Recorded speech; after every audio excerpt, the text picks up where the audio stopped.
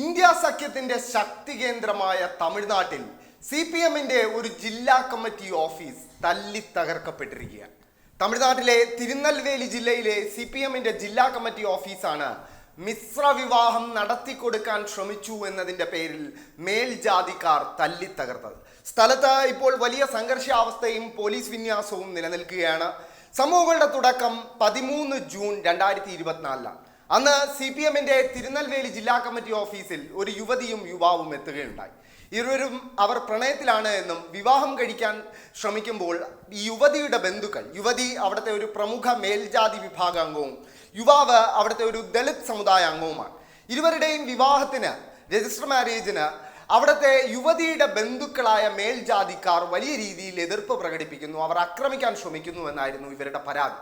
തുടർന്ന് ഇത് പരിശോധിച്ച CPM നേതൃത്വം ഇരുവരുടെയും വിവാഹം നടത്തി കൊടുക്കാൻ തീരുമാനിക്കുകയും 14 ജൂൺ, അതായത് ഇന്നലെ, ഈ യുവതിയും യുവാവുമായി അവിടുത്തെ രജിസ്റ്റർ ഓഫീസിൽ എത്തുകയും ചെയ്തു. എന്നാൽ അവിടെ തമ്പടിച്ചിരുന്ന യുവതിയുടെ ബന്ധുക്കളായ മേൽജാതിക്കാർ ആക്രമിക്കാനുള്ള ഒരു ഒരുമ്പിലേക്ക് കടക്കുന്ന സാഹചര്യത്തിൽ CPM നേതാക്കൾ ഈ യുവതിയും യുവാവുമായി തിരികെ CPMന്റെ ജില്ലാ കമ്മിറ്റി ഓഫീസിൽ എത്തുകയുണ്ടായി. എന്നാൽ യുവതിയെ പിന്തുടർന്ന് അവിടെ എത്തിയ മേൽജാതിക്കാരായ ബന്ധുക്കൾ, സ്ത്രീകൾ അടങ്ങുന്ന സംഘമായിരുന്നു CPMന്റെ ജില്ലാ കമ്മിറ്റി ഓഫീസ് പെൺകുട്ടിയെ വിട്ടുകിട്ടണമെന്ന് ആവശ്യപ്പെട്ടുകൊണ്ട് അടിച്ചു തകർക്കുന്നത്.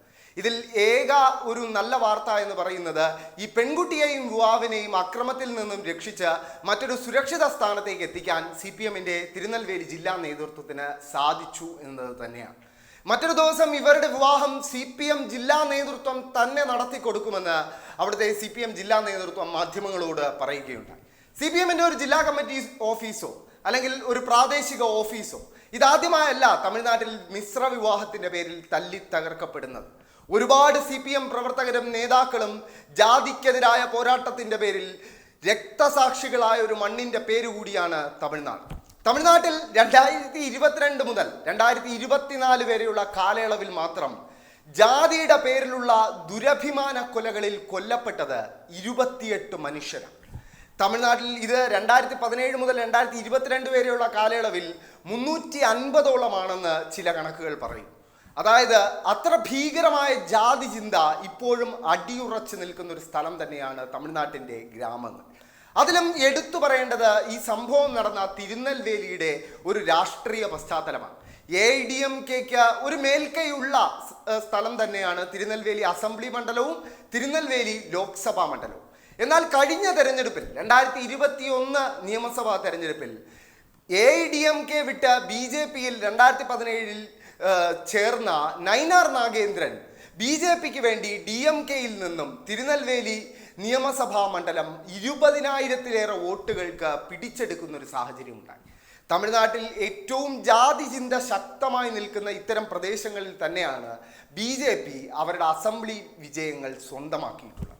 BJPയുടെ ഈ അസംബ്ലി വിജയവും അവിടുത്തെ ജാതി ചിന്തയും വളരെ സമാന്തരമായി പോകുന്ന ചില കാര്യങ്ങളാണ് എന്നതാണ് വസ്തുത.